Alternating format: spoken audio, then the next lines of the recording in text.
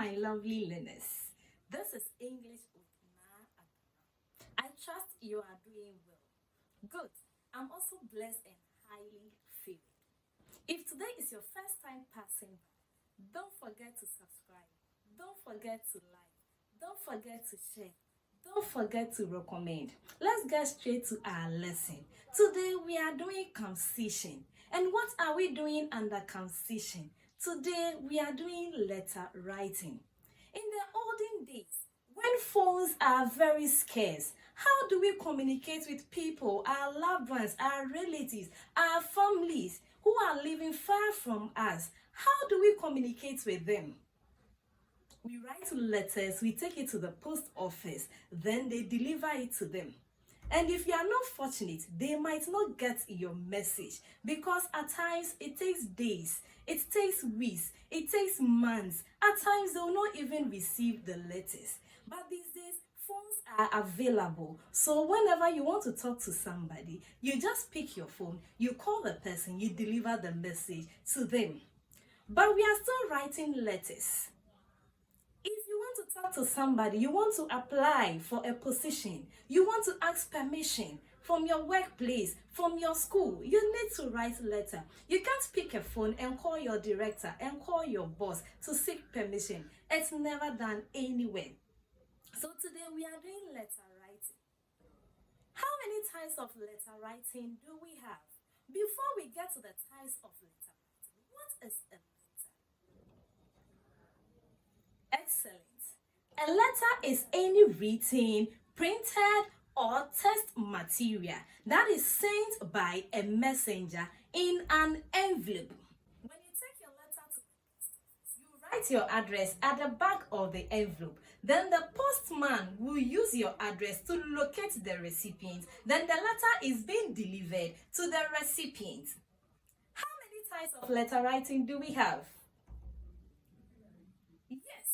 There are three types of letter writing. What are they? We have formal letters or official letters.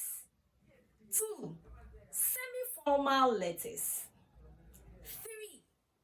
Friendly letters or informal letters. Which people do we write friendly letters to? We write friendly letters to our peers, our age mates, those in other schools. When we miss them, when we depart and we split, especially when we graduate from the JHS to the senior high school, now we move to different second cycle schools. So we miss our friends. So we write letters to them to communicate, to tell them how we are doing in our new schools, to tell them how things are moving on with us. Semi-formal letters to. We write semi-formal letters to our relatives, people who are older than us. We write them to our parents, our mothers, our fathers, our uncles, our aunties, chiefs in our communities, and so on. Official letters or formal letters. Which people do we write official letters to?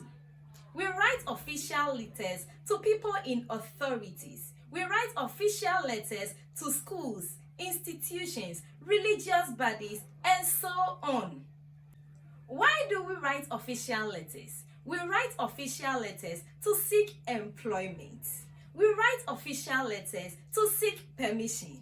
We write official letters to seek clarification.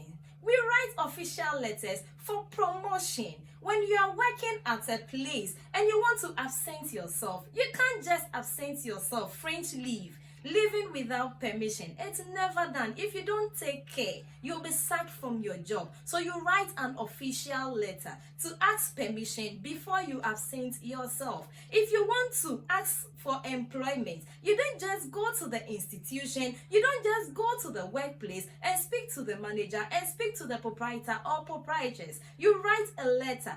Even if you know the proprietor or the proprietress, you can't just go there. You write a letter to the manager, to the managers, to the director, to the proprietress to seek employment, and also you direct the letter to them. Now let's look at the features that we look at when we are writing official letters. Our first feature, the writer's address. When you are writing an official letter, you write your address. You, the one writing the letter, you write your address. In case the recipient wants to reply your letter, the recipient will use your address to locate you. Then the date. The date is when you are writing the letter, so that the recipient will take note of the day you wrote the letter and the year you wrote the letter. Then the next one, we have the inside address or the recipient's address. You address the letter to the organization you are writing the letter to. So if you are writing the letter, before you write the recipient's address, you address the office, the personality. So if you are writing the letter to the head teacher, you write the head teacher before the address. If you are writing the letter to the director, you write the director before the address. If you are writing the letter to the proprietress, you write the proprietress before the address of the institution, the address of wherever you are writing to. From the recipient's address, then the salutation. Let's note, when we are writing official letters, those we are writing to, they are not our colleagues, they are not our friends, they are not our co-equals. So you address them with respect. When you are writing the salutation, you strictly use dear sir, dear madam. Avoid using hello, avoid using hi. You strictly use dear. If you know the person is a female and you are too sure, then you use madam, dear madam. If the person is a male, you use dear sir. But if you are not too sure of the personality, you use both dear sir stroke madam. Then you address them. That is the salutation. From the salutation, the heading, the headline, or the caption. When you're writing a formal letter, you need to write something brief about whatever you ought to write about. Those we are writing to, at times they have busy schedule, so they can't read through everything. So if you give them a brief and a fair idea of whatever you need to tell them, when they take your letter, they know what you want to tell them. So the heading is a brief statement of whatever you want to write. So if you are writing to seek for employment, application for employment. And let's note, when you are writing the heading, you write it in capital letters, block letters, then you underline it with a rule, not your free hand. So application for employment. Permission to absent myself in block letters. From the heading, then we move on to introduction.